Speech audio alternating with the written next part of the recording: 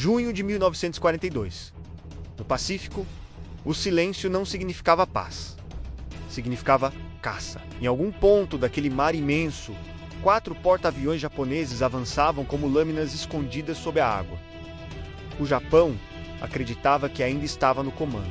Os Estados Unidos ainda carregavam o trauma de Pearl Harbor e o mundo inteiro parecia preso dentro de uma sombra que crescia a cada dia. Mas havia um detalhe que mudaria tudo. Antes do primeiro impacto, antes da fumaça, antes do fogo rasgar o céu, os americanos já sabiam que algo vinha aí. E é por isso que a Batalha de Midway não foi uma batalha qualquer. Foi uma emboscada dentro da guerra. Foi o momento em que o Pacífico deixou de obedecer ao Japão. Se você gosta de histórias assim, fica comigo até o fim.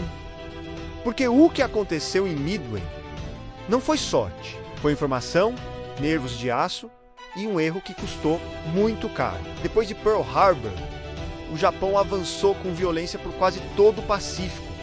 Parecia imparável. A Marinha Imperial Japonesa tinha disciplina, experiência e confiança. Seus comandantes acreditavam que os Estados Unidos estavam feridos demais para reagir rápido. A lógica deles era simples e assustadora: atrair a frota americana para uma batalha decisiva e esmagar os porta-aviões restantes. Se isso desse certo, o Japão ganharia tempo, território e medo.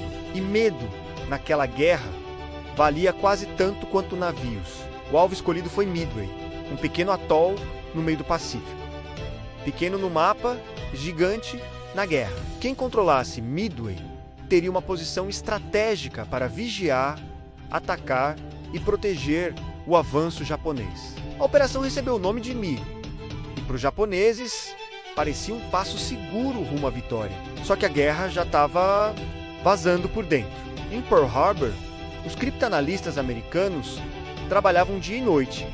Entre eles estava a equipe de Joseph Rochefort. Eles começaram a juntar peças de mensagens japonesas, padrões de transmissão e códigos que pareciam indecifráveis. Aos poucos, uma palavra começou a ganhar forma.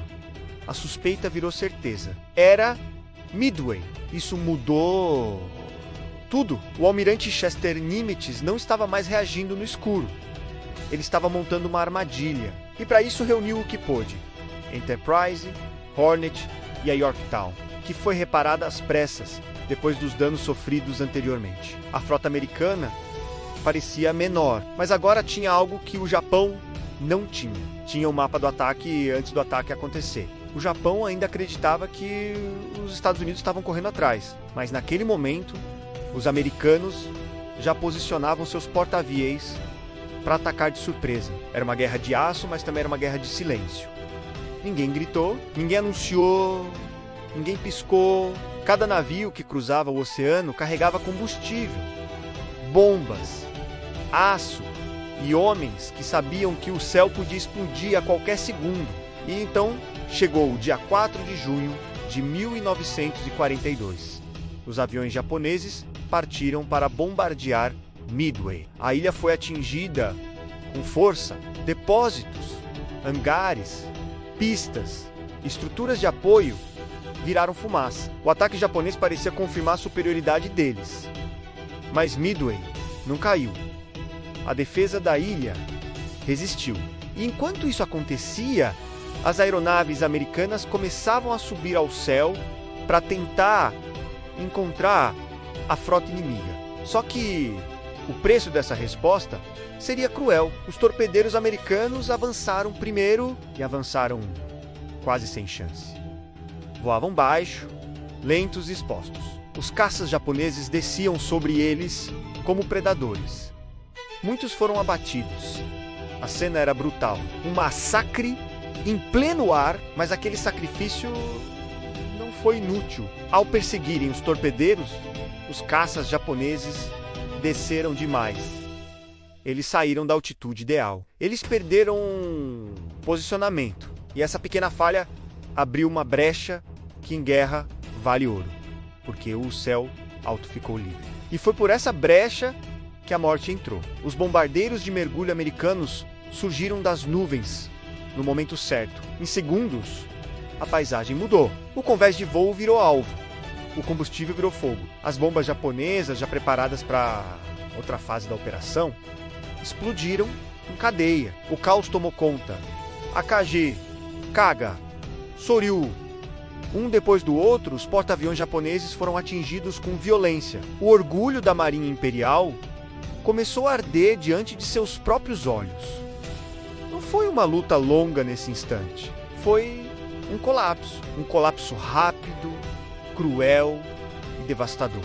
O céu desabou sobre o Japão.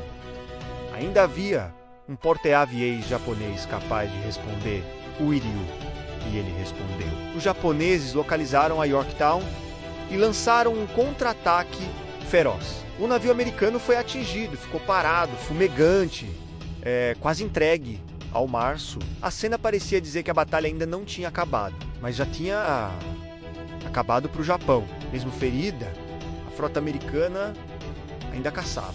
E quando o Iryu foi encontrado, ele também foi destruído. Naquele momento, a Marinha Imperial japonesa não estava apenas perdendo navios, estava perdendo pilotos experientes, coordenação, confiança e futuro. No fim, o balanço foi brutal. Os Estados Unidos perderam a Yorktown e o Destroyer Roman. Foi duro, foi sangrento, foi real. Mas o Japão perdeu 4 porta-aviões, perdeu aviadores treinados, perdeu a iniciativa e perdeu a chance de dominar o Pacífico com a mesma facilidade de antes. Midway não encerrou a guerra, mas mudou a direção dela.